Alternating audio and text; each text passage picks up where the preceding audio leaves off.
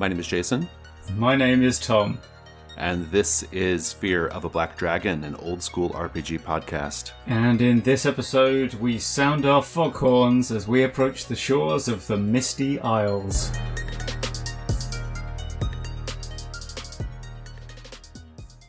Our first segment is the basic crawl.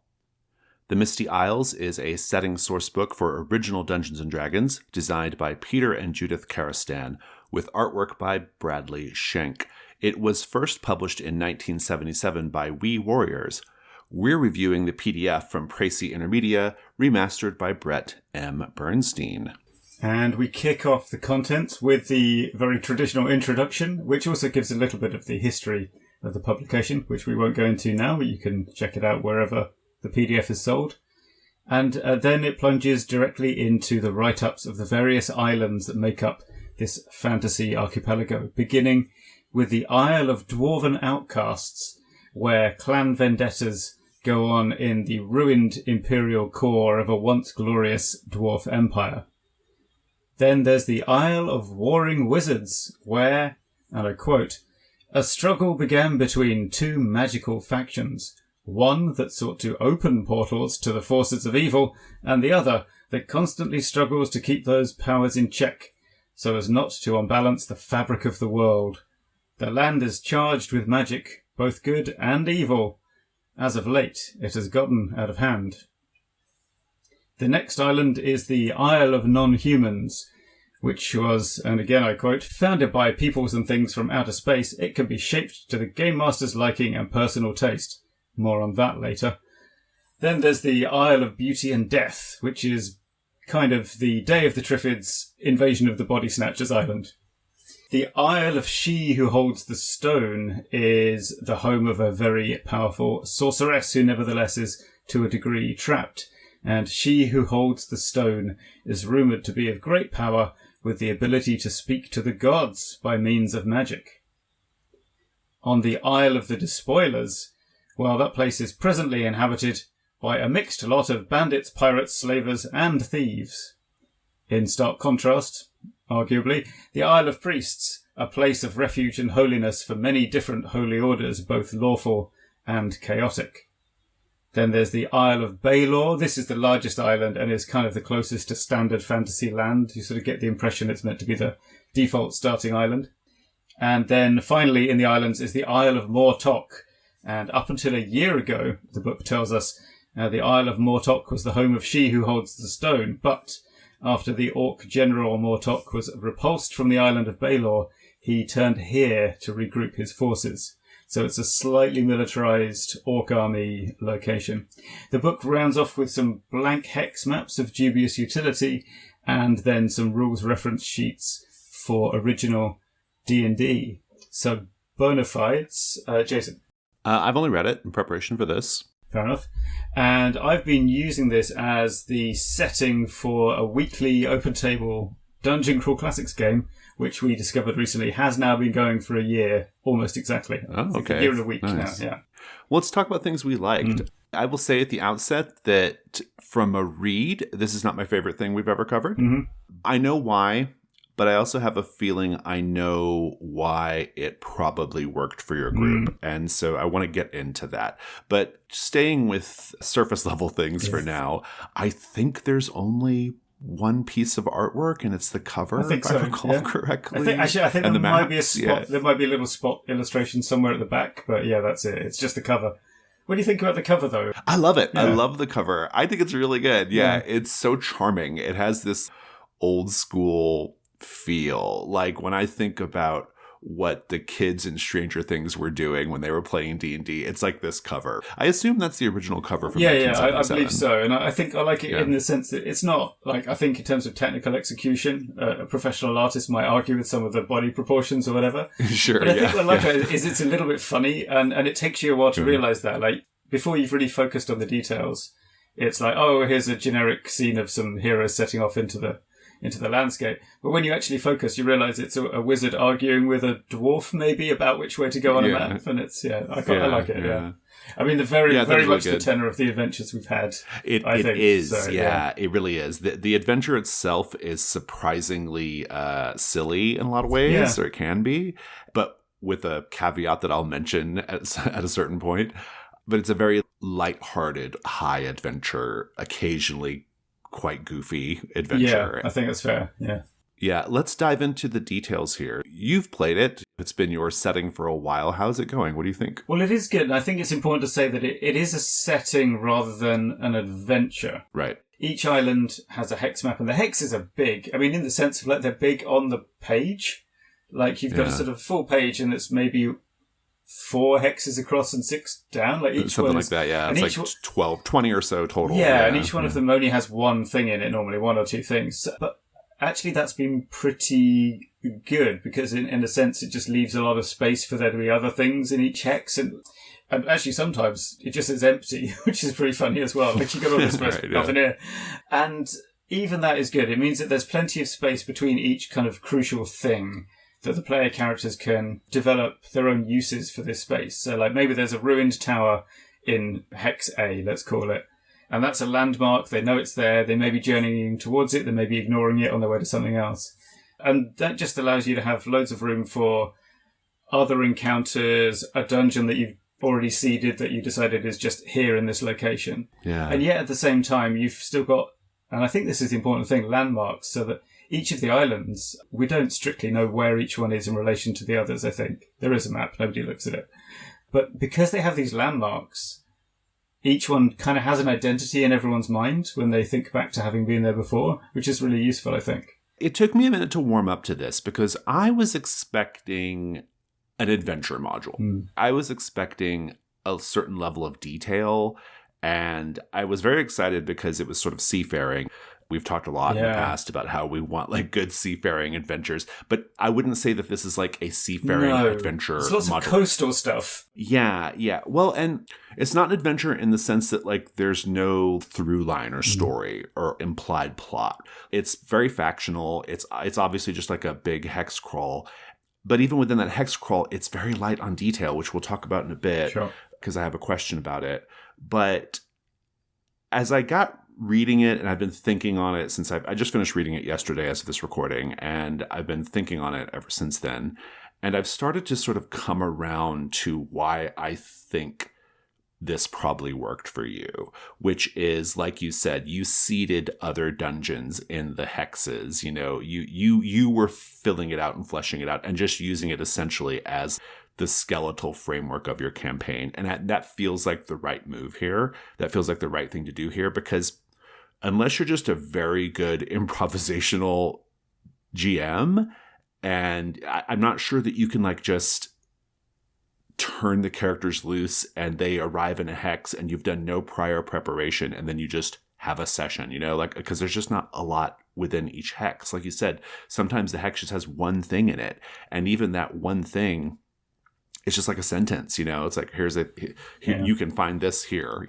One of the things that is a feature of these older modules and books that we look at is they are not written with an authorial flair, you know, like today, you know, like nowadays we expect a certain level of writerliness, right, in our modules and adventures. And I think that back in the day, it was just so much more utilitarian in approach, you know, which is why the ones that do have really good writing stand out and stand the test of time. So from a read, I thought, like, what's here? Like, there just doesn't feel like there's much here. But then I've kind of settled into, I kind of get it from a adventuring framework headspace, right? This is just the campaign framework. This is just a place for other things to exist that we kind of throw into. Is that how it went for you? Yeah, pretty much. Although I'll say normally the way it tends to work is that in the game we've had a sort of going to a particular adventure that has been dropped into a location for a session. Other times there'll be a particular personal quest to follow. But sometimes we have had adventures that are just Misty Isles content. It does work even though there's not that much detail available. And the reason for that is because I think there are connections between the different islands that are sort of thrown in and are quite low. They're not really obvious until you start dealing with them. Like, for example, the fact that the island of Mortok is where the orc leader has brought his fleet and they're building up to get ready to attack something else because they were recently repulsed from one island and they kicked out the previous owner and she's gone somewhere else again.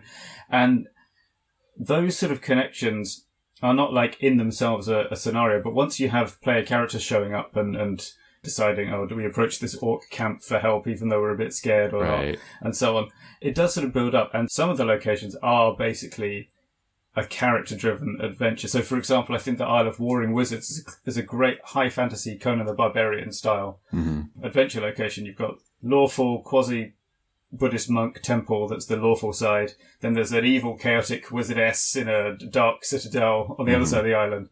Our player characters ended up essentially doing things for both sides. And one of the characters went a bit rogue, and we don't need to go into that. But it was like, I would say, 2 sessions worth of adventures just from the Warring Wizards because of how the player characters bounced off those prompts. And sure, I did have to improvise things to respond to that. But there was enough from what the players were giving me and what was in the text to make it work. And I think part of that is because of my approach to NPCs as destructible, which I think is key to using this. You have to understand that the situation is not meant to stay the same the next time you're there.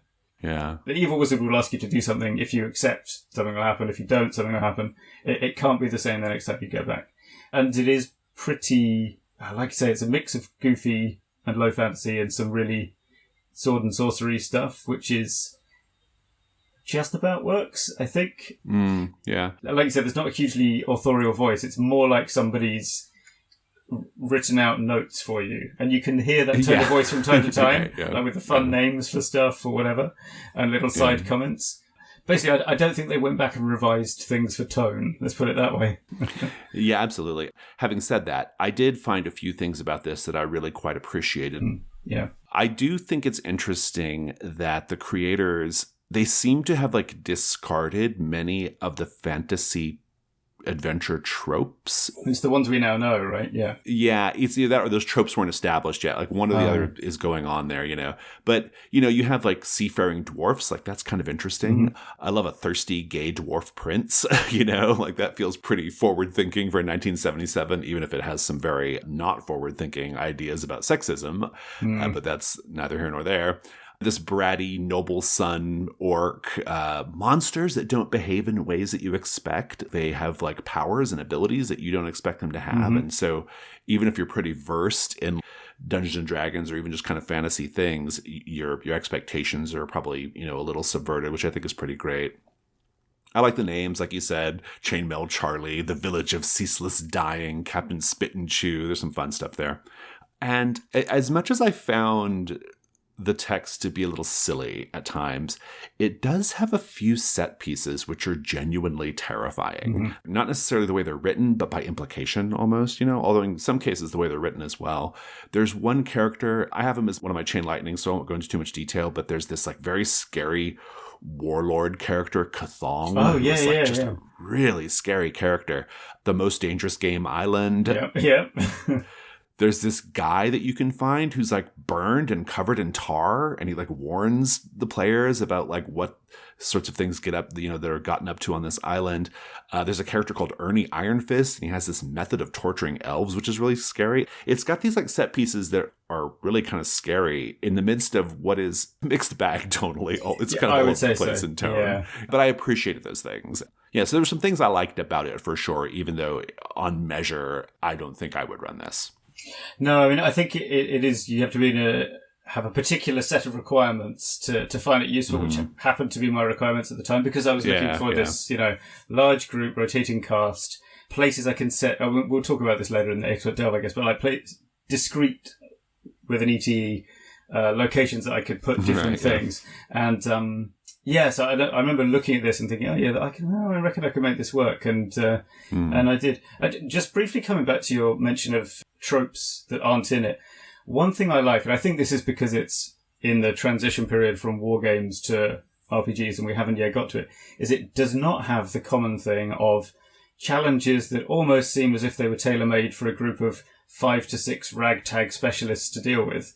So, you know, you show up and there's an orc fleet and there's like 400 of these guys. That was really intriguing to me. Like, some of the hexes are like, here's a little encampment with 500 warriors. And that makes sense, because that's how much an encampment is. It's just you're not used to seeing it, are you? So, yeah. But this is related to one of my questions for later, but like the scale of a lot of this stuff is really interesting. Like it's clearly like in war game scale and not like group of 5 murder hobos wandering around scale. So yeah, pretty intriguing. Yeah. I'm pretty good with that, because I think it means that you're prompted to do, if you want to deal with one of these 100-strong bands of heavily armed lunatics, you've got to kind of take one of two interesting options, which is one, get your own band of hundreds of armed men or women, or go into commando mode and don't get spotted by the hundreds of heavily armed orcs or dwarves or whatever. Which in either way is better than the sort of idea that like you can just take on anything up front. And I think actually a lot of the encounters, now that I think back on it, they're all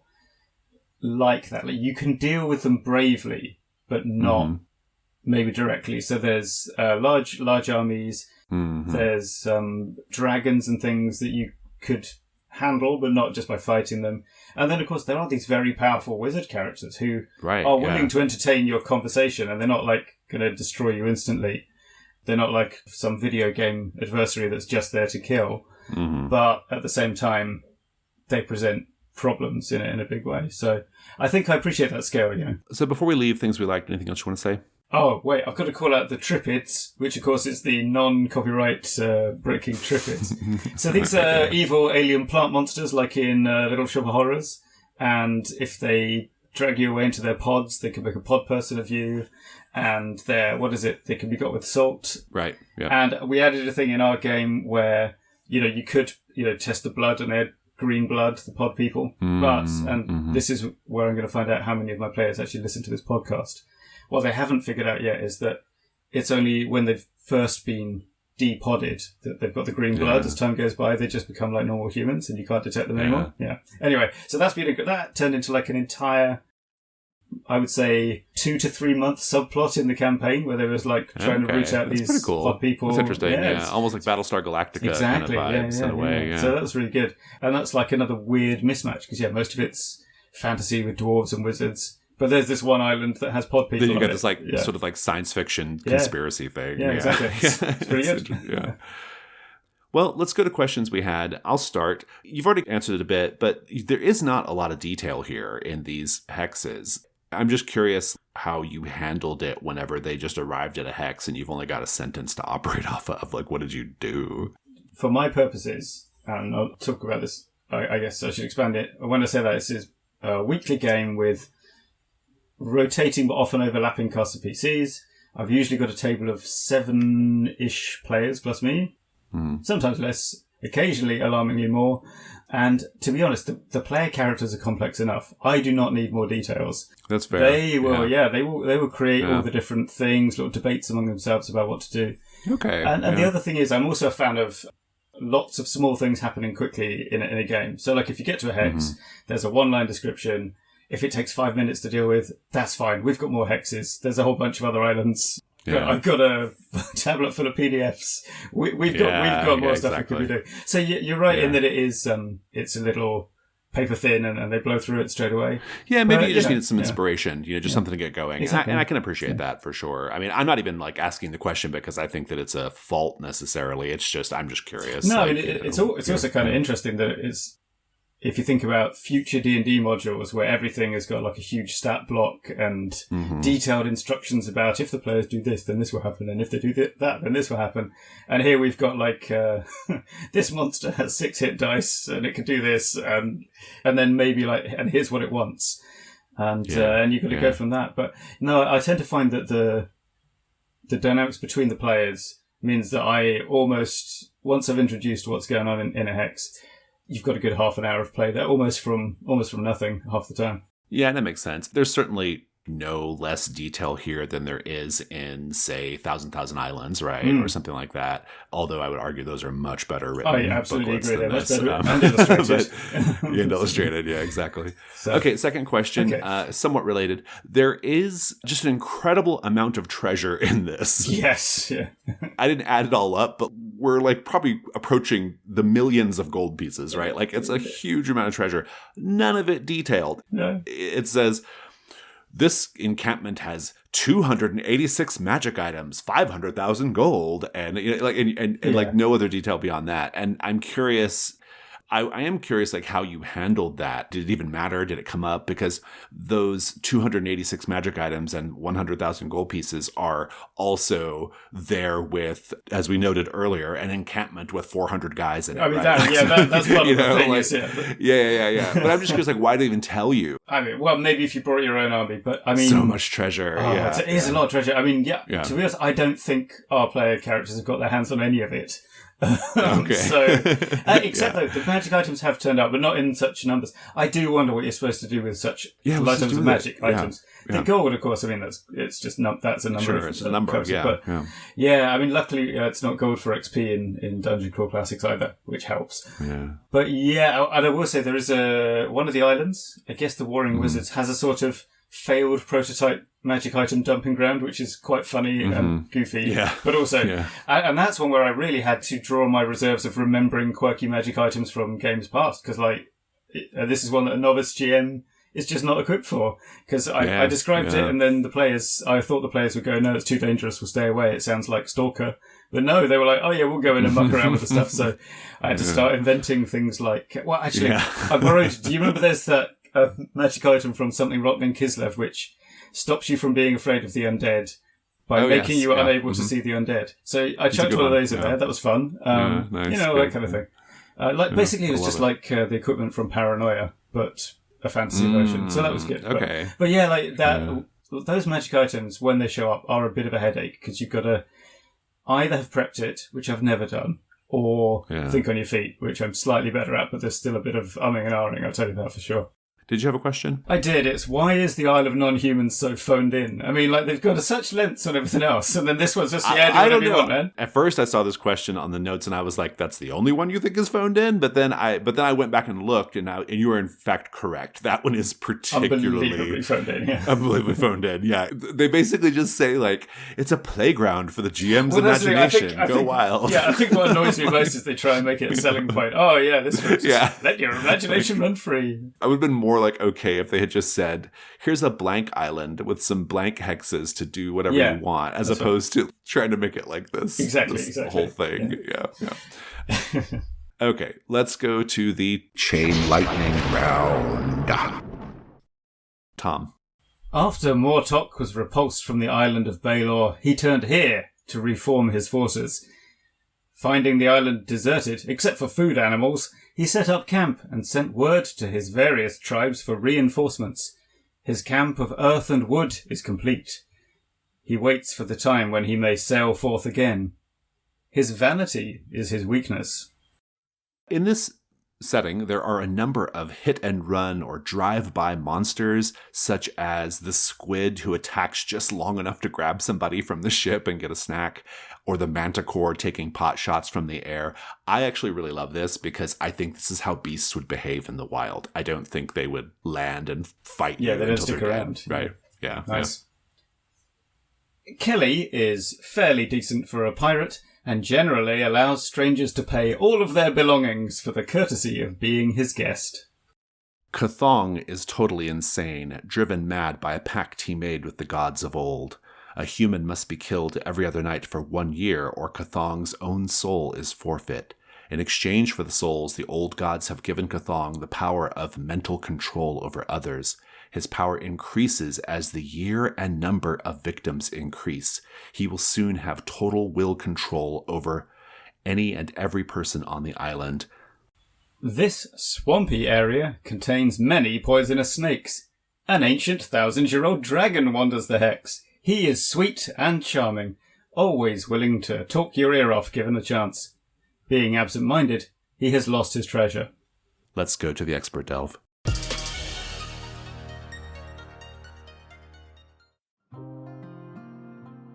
Hi listeners, Jason here.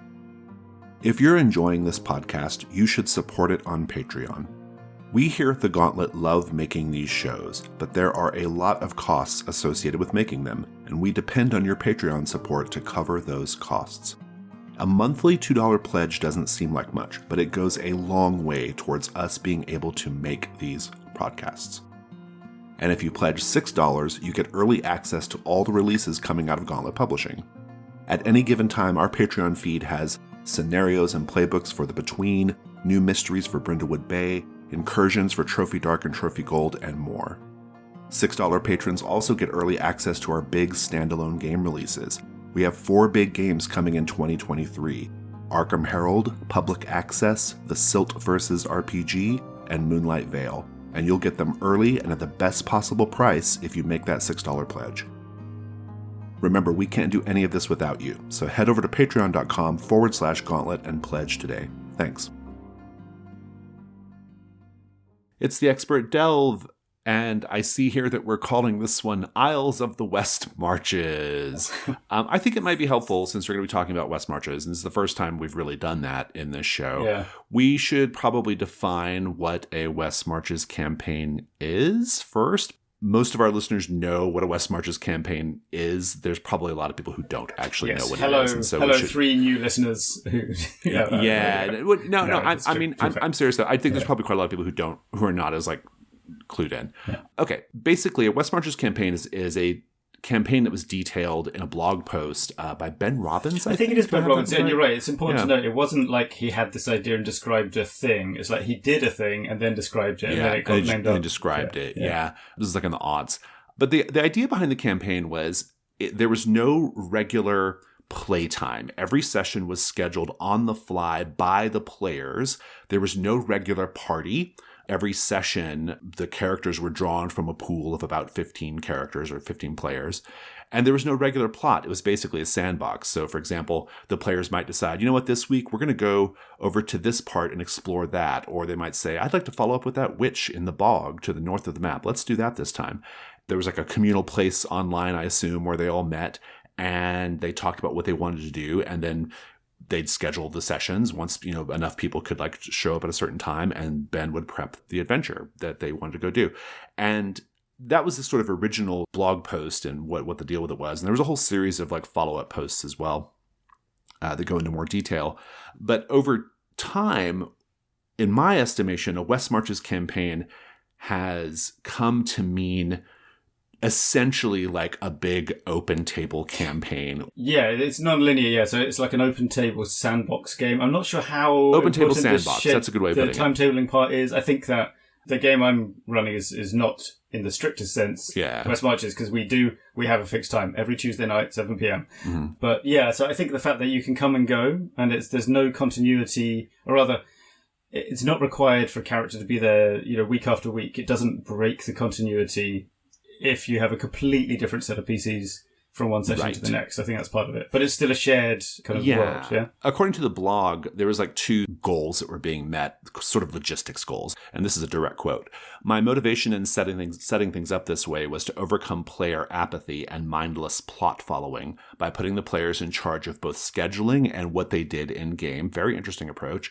And then the next quote, a secondary goal was to make the schedule adapt to the complex lives of adults.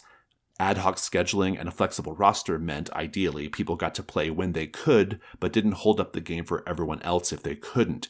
If you can play once a week, that's fine. If you can play once a month, that's fine too. I have loads of thoughts about the logistical goals of a West Marches campaign. To be honest, the whenever you're available thing sounds like a nightmare to me from the GM I've got loads of thoughts about it, and I will talk about those thoughts. Okay, we'll come to that. I think I want to just kick off with your experience running a West Marches style campaign for, would you say, like the last year? Yeah, it's a year now, yeah. I'd love to hear how it's going. I have also run West Marches-ish types of campaigns, and I have some thoughts on it as well, but it hasn't been as recent for me. So how's it going for you? Yeah, well, firstly, it's going really well because, we lasted a year, and it's now at the point where we have, a wait list a month or so ahead of each session, which is, I think, good. Yeah.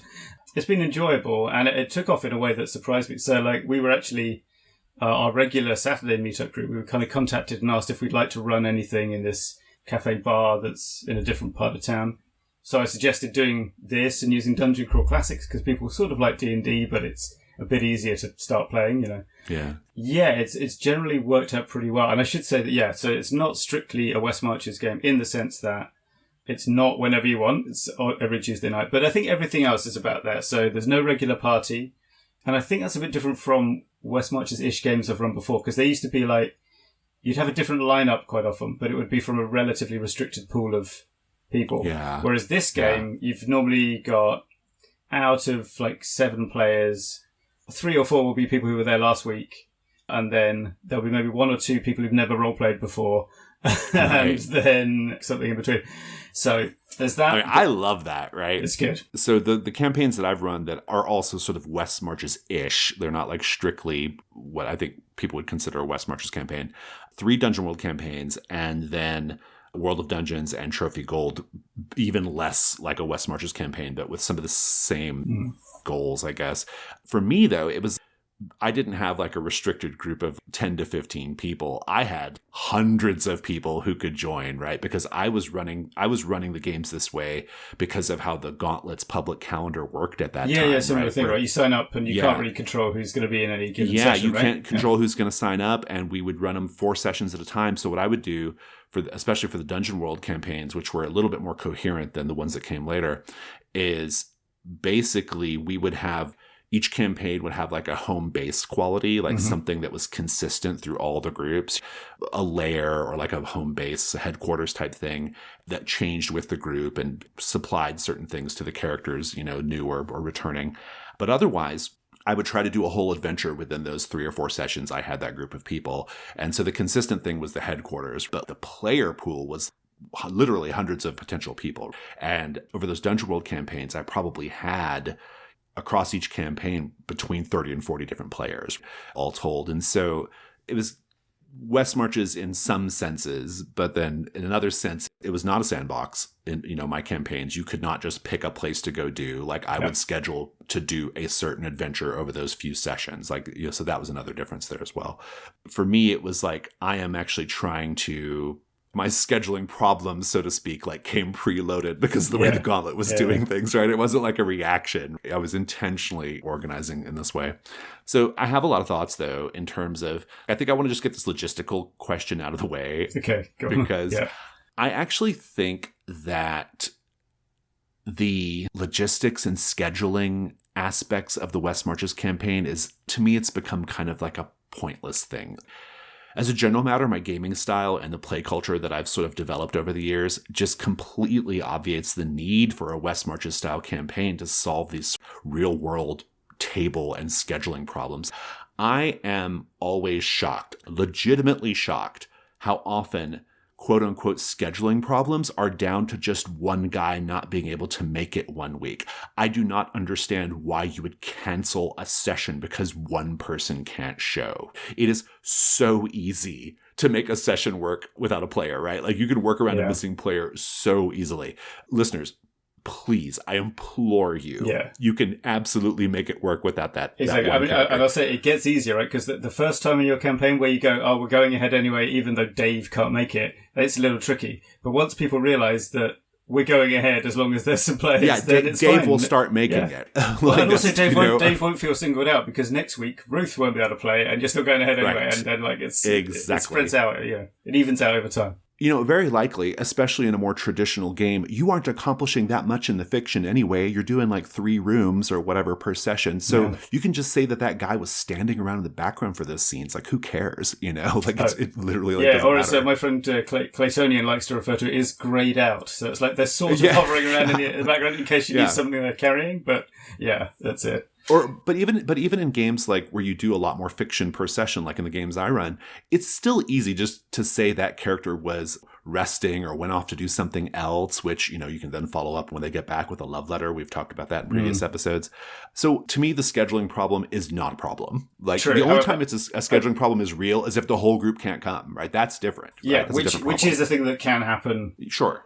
In my campaign, for example, or like it's not just that. It could be that the whole group is different from week to week, or also it may be that the person never comes back because they've left town, and that's it, right? Yeah. So if they're carrying the one thing, that's a problem. So one of the other features of West Marches that we should mention is that adventures always begin and end in town, like Trophy Gold. Oh, that's interesting. And in my game, I really lampshade that mechanism. So the way ours is set up is that all the player characters are the regulars at a cafe in a hideous fantasy city that happens to have a magic portal in its back room that you're allowed to use if you're a friend of the owners.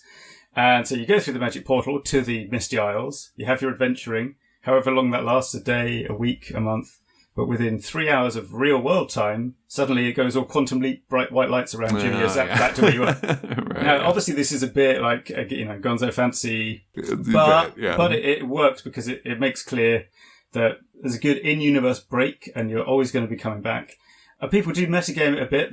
They sometimes say things like, "Oh, we've just got to survive 10 more minutes, and we'll get that back." But actually, that's pretty good because it creates tension. Okay, though. Creates the tension of, "Oh my god, we've got to last for 10 more minutes before we can get back." Yeah. So that's fine. Yeah, that's the real thing, is because you don't want to be having. It's not that you can't deal with carryover with a player being missing from session to session, but I think it's the unpredictability of when, if ever, they'll return. That would make it a bit hard to have ongoing plots. So some things have had to be dropped, You might be surprised, listeners, how little the quote-unquote continuity matters. Yeah. I'm serious.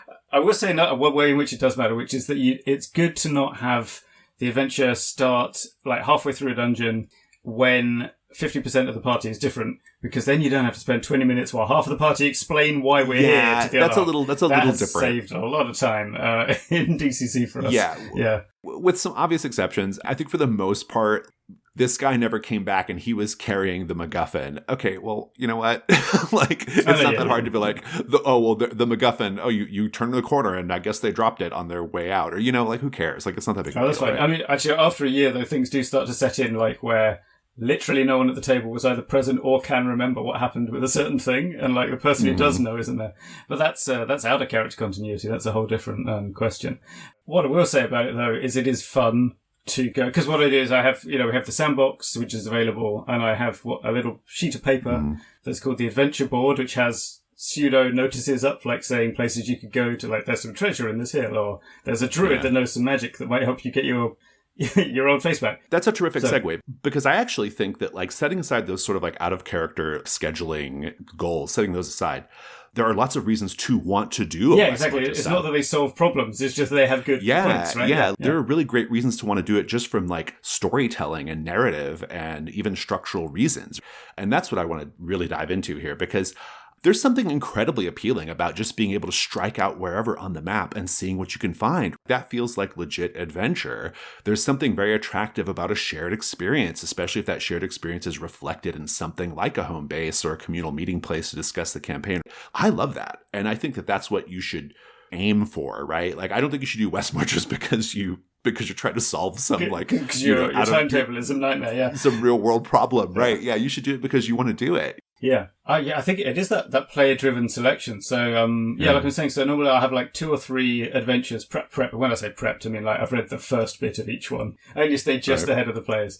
But there is always the whole thing, there's the classic Dungeon Crawl Classics maxim, if you want it, quest for it. We recently had a whole string of adventures which were motivated by the wizard wanting to get a magical patron spirit, and the rest of the characters helping their friend to get his patron. And sometimes they just decide they want to go and look at something that I mentioned 3 weeks ago. They're like, hey, didn't you say there was a magic forest we could go to? And I'll be like, yeah, I've got that in the bag. Yeah, I guess there is. yes, it's very close.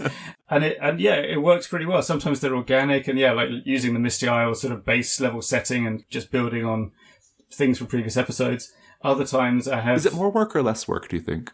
Honestly, it's about the same. Okay, unpack that. One thing is that the players are in charge of remembering stuff. Okay, I've got some stuff written down. If I need to, I can look things up on my PDFs.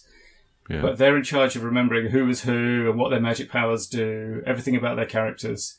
And so it's sort of things that organically select themselves. And some adventure opportunities sort of fall by the wayside and get ignored, and we don't really get around to them. Right. And that's okay. Actually, I think that's one of the strengths as well, is that idea of the shared community. Because although it's a bit of a problem sometimes when, like I'm saying, when people have to explain what's going on to others, at other times they'll revisit a site they've been to before, like one of the Thousand Island zine locations, and someone will go, "Oh wait, I've been here before. I know we could go see this guy," and then that creates this whole great dynamic where it just feels really both like it feels like exploring is worth it because once you've been somewhere, then you know about it, and that's knowledge you could share, and it's really cool. I think, When I did my West Marches-ish Dungeon World stuff, it was first and foremost because of a scheduling thing, right? I was trying to work within the Gauntlet's like scheduling system to nevertheless create something like a continuity between the series, right? Between the different adventures.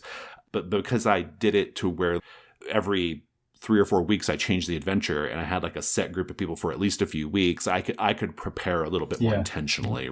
Having said that though, for a time I did do like a little Yun Suin thing where you could just sort of wander about Yun Suin. But in Yun Suin, I felt pretty well supported there because that book has so many like little tables and things that you can just on the fly find something to do. You know, you can kind of make adventure happen, right? You're doing it all a little bit by the seat of your pants, I guess. But I'm comfortable with my skills as a GM, and so it was never like too bad for me. But I do wonder about the amount of work involved versus just a regular same group of people. Or, you know, okay, this week we're going to do this, next week we're going to do this, and so forth. Or we're in the middle of this big long adventure and we're going to be here for a while. I can see how it's about the same, but it's like different types of work, right? Which exactly. It's different. Yeah. It's one of those things that's like there's less you can prep for, but you do have to be maybe not even ready with ideas, but just like ready to respond. Like you have to sort of things in your back pocket, so to speak, you know? What would you say are like your top 3 quick prep tips for people who want to do West Marches style campaign? Like what's something they should have in their back pocket all the time? That is a great question. I would say, first of all, I think you need to have a nice vivid picture for yourself of the home base. Okay. You don't have to like name all the characters that live in the town or something, but you have this idea of people like conversations and scenes that might happen there because they're how you're going to start off the adventure that happens next. Then you probably want to just have saved a link to the Old School Essentials SRD when someone asks how much a horse costs. That's pretty good. And then actually my top tip though, I think, is you need an antagonizer, right? Which is not an antagonist, an antagonizer, which is the best spur to adventure possible. This happened to me sort of by accident. I decided to throw in a kind of rival adventurer very early on in our campaign. And this guy's name is Douglas. He is inspired by Douglas Fairbanks playing Rupert Pensar in the black and white Prisoner of Zenda movie. So he has sort of curly hair, little pencil moustache, wears a hussar jacket over one shoulder, fights a rapier, smokes a cigarette in a long holder, that kind of thing. And all his basic functions is occasionally to show up at the start of a session and go, "Oh God, they're letting you go into the dungeon. Unbelievable. I think you'll all be dead within minutes." And just sort of swagger off, and they all hate Douglas so much. He is a bit of a bad guy. He has been involved in some shady business, but mostly he's just there to look down on them. And I think that's actually really good. If you're really stuck, and even out in the wilderness, of course, this is perfect, right? They're out on the Isle of Dread fighting a dinosaur or something, and you need to feel a bit. Just have Douglas there watching from a tree going, "Oh, good show, good show." Maybe more pragmatically for most people, a rival party is very good. The bad guy team. And because, of course, that's the thing. Once you see the bad guy team heading up into the mountains towards the old dwarven mine or something. There must be something there, right? Yeah. It's so interesting thinking about West Marches campaigns, and in particular, how the internet and online tools can actually help support this and make this more of a thing. Like, I wonder if this is the kind of thing you could have even done pre-internet. It seems like it would have been really difficult. Well, that's interesting because I think the original West Marches, Ben Robinson's, was, I think it was in person, but it was arranged around a certain kind of scene where they were in touch a lot. And our game relies heavily on the functionality of meetup.com to work. Without that, I'm not sure. And yours is face-to-face as well, yeah, right? it's face-to-face, yeah. Sometimes, if we have a lot of people, we sometimes arrange 2 separate tables, which creates its own continuity problems, let me tell Yeah. you. Which is that people showing up next week going, I've got this magic item, and I say, what does it do? And they go, I don't know. And I'm going, okay. Yeah. So I think it's not the play that needs the internet, but it is the connecting and gathering. Stuff. Yeah, it's the support stuff. Yeah. I ran my campaigns like this entirely online. Yeah. And I do think that one of the things that made it easier to do, especially with a group of truly rotating players, like I never knew from month to month, like who was going to be there. It might be people I'd never met before or who'd never gamed before. One of the things that helped make that possible was that I did have like YouTube videos of most of my plays. So people could go and if they wanted to be caught up on the overall story, they could. One of those campaigns ended up in a podcast form. And so that was also very helpful. I find that sort of like online aspect really interesting. Like it seems to me like you could do a lot with shared documents to help organize home base aspects or like different things, in real time. And I did try to do a little bit of that as well in my Dungeon World campaigns. Just it forces you almost to take partially the idea of scheduling sessions at different times, which again sounds like a nightmare. But it forces you to take a sort of more laid back Graham Walmsley slow gaming approach to things because on our Saturday games, they're like quite focused, often story gamey things. It's a very, not like a planned out exactly what's going to happen, but like a very designed experience. Like we've got our cats process nailed down for this. We're playing this game, it's in this genre. Whereas this Tuesday night West Marches game, I will tell you, it's 95% vibes from me most of the time because I just cannot prep that much, and it's okay. Everyone's there. The atmosphere is such that it's acknowledged that occasionally you're going to have to go. Give me 5 minutes to find out a good answer for that, or put it to the table to decide the answer. Because let's go get coffee or whatever. Exactly, let's take a break. Let's do that, and we'll get it sorted out. Yeah. I don't really know where this conversation is going or where we went, except to say that West Marches campaigns exist, and we've had fun with them, and I'm very happy that you have managed to like keep yours going for as long as you have. I think it's really impressive. And I think it's something that whenever I think of like, a thing I want to try, a West Marches campaign is always the thing that rises to the surface, right? It's like, I really want to try it. I want to do it. I think especially for a publicly open game, I think it is a good choice because it is something that people do want continuity. This is something we've noticed. People do want continuity. So they can bring the character back. So not necessarily always like a limited shot, but they also don't want to feel like they're either committing to something for a long time without knowing too much about it, or if they were to be like show up and then disappear after a couple of sessions, if they're ruining other people's long-term fun, right? Fun. Yeah. So, and in that way, like the setup, I think it's a really good choice for, particularly if you want to start running a thing that will welcome newcomers and it has a huge, is publicly open. It's a really good choice for just that reason. Although for exactly that reason, the flexible schedule idea is a bad idea. You should just say it's Tuesday night, 7 p.m. Show up or don't. The appeal to me is like really, truly, we're going to have so many different stories in the same campaign, and we're going to have so many different perspectives, and we are going to get to see lots of this world. But depending on which session you're in as a player, you might not get to see all of it. Exactly, and you get different combinations. You get to just see some parts of it. Yeah, which I think is there's something very intriguing and almost cool. Like Dark Soulsy about that or something. This idea of like limited information lore and stuff. I don't know. I just kind of really love that. But anyway, West Marches style campaigns. Listeners, if you have run them and you've had great luck with them, I'd love to hear your stories. You should absolutely join us on the new revamped Gauntlet Discord and come talk to Tom and I on the Fear of a Black Dragon forum section, because this is the kind of thing I like to hear about. This is the kind of gaming I love to hear about, like with like big high concept campaign ideas, and kind of how they work out. So let's go to the next segment. Okay, it's the Companion Adventures, and I've got a couple of books. I'm going to recommend the 2007 Red Seas Under Red Skies, which is actually book 2 of the Gentleman Bastard series. If I remember this one correctly, it has like one chapter at the start and one at the end that's connected to the rest of the series, and the rest of it is just pirate stuff. Well, yeah, I mean, that's. I don't think that's completely fair. I love the whole series. It's 3 books so far. I think there's a promised 4th book in the works. But the Gentleman Bastard series is so great. Probably one of my favorite book series. I just started it. But I think if you only read this one, I think it will work fine. That is true. I actually do think you get away with just reading this one, but you should absolutely read the first one because the first one is so good, Lies of Loch Lamora. The reason why I'm recommending it, though, is because I don't think there are very many good fantasy seafaring things out in the world, and this is a good one. And I think the reason why it's so good is because it kind of focuses on the fun part of ship-bound adventures and not the details. If you want the details, go read The Terror or something right? Or In the Heart of the Sea or something like that. But if you want just what's fun about being on a ship, especially in a fantasy context, this is a really good one.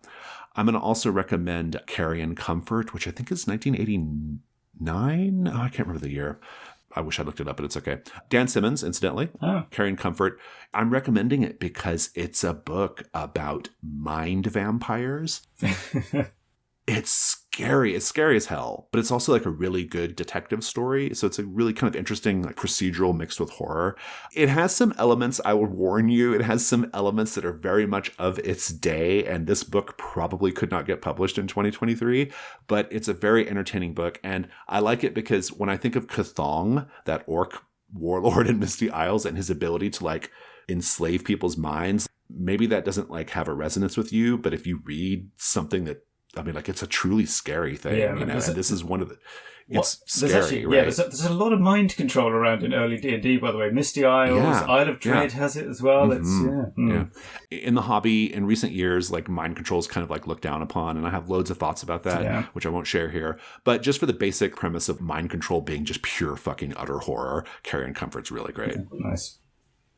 What do you have? Let's have a couple of RPG things. So the first one I want to mention, sort of as like a comparison piece, a comparison adventure to Misty Isles, is the book for Traveller called 76 Patrons, which is sort of like the inverse of the approach that Misty Isles takes. So Misty Isles has locations that you go to, and then you sort of find things happening there. 76 Patrons, as the name implies, is these are all people that have jobs for your spaceship crew, and they're sort of broken down by how many people are in the party or what kind of character they are, but I think most of them apply to anyone. And then they're very simple. They're normally like one paragraph about who the patron is, another paragraph introducing the mission, and then, and this is the important bit, developments that might happen for the GM's eyes, and a D6 table of where one is, number one is usually the job is as described, and the other five are complications and things that like don't turn out to be quite as it was planned. And that's a good model as well. I'll report back more on that in the future, maybe, as I've just started a new Traveller game. But yeah, like worth a look to kind of see this done the other way around. So it's pretty much location free, but instead it puts all the little triggering events around people that approach you. So quite good. My other resource, though, is arguably just something I sort of forgot to recommend in the past, which is Tabletop Audio, which is this sort of place where you can go and play background sounds and music at yourself. And even they have now sound pads where you can have ongoing background noises and little sound effects. And I don't recommend this so much as for use in play, because if nothing else, bandwidth can be an issue if you're online. But I think, you know, I was talking about how it's useful to have prepped your own kind of subconscious mind with things to react in this kind of quite open sandbox play. And so, for example, if you just go there and have, while you're at work or something, working on something, have in your ears the Age of Sail, like sound effects and music background. Honestly, I feel like it can help. It helps you get into the zone, and then you make some notes about stuff that might happen in the game, and then, you know, it's good. I don't know, Tom. I think more games need podcast style soundboards. You just press a button and it makes a noise. I don't believe this, listeners. No, it is quite fun to play with those sort of different laser sounds and whatnot. Good stuff. Anything else you want to recommend? A TV show that, again, this is one of those ones that I think it's not the greatest TV show ever made, but the format is really useful for an island hopping RPG, which is the Sinbad TV series, which I think is a BBC job, and it's filmed in Malta, which looks great, by the way, with, I can't remember anyone who's in it. Who's your one? Is it Orla Brady? Is the sort of evil sorceress who puts a curse on Sinbad? And the crucial thing is the curse, right? So in this telling, Sinbad cannot stay on shore for more than one day, otherwise he starts to drown on dry land. And so there's your impetus for him to constantly keep moving. Yeah, you know, it's worth a look, and you can sort of see how that affects the kind of stories they can tell, like as in the way they're limited, like certain things they can't do. But certain plot lines that only work because you've got a guy who's going to drown on dry land tomorrow. So, worth a look if you can find it. Love it. Well, listeners, that is our show. So Fear of the Black Dragon is a production of The Gauntlet. You can find The Gauntlet on Twitter at GauntletRPG. Our website is gauntlet-rpg.com. We would love for you to come join us on that new revamped Discord. We will have a link in the show notes. And we have also revamped our Patreon as well. And so I would recommend you go to patreon.com/gauntlet and check that out. Tom, thank you so much. Thank you, Jason. Thanks also to our archipelagic editor, Rich Rogers. Thanks, buddy. And thanks to you, listeners, for listening. Goodbye. Take care.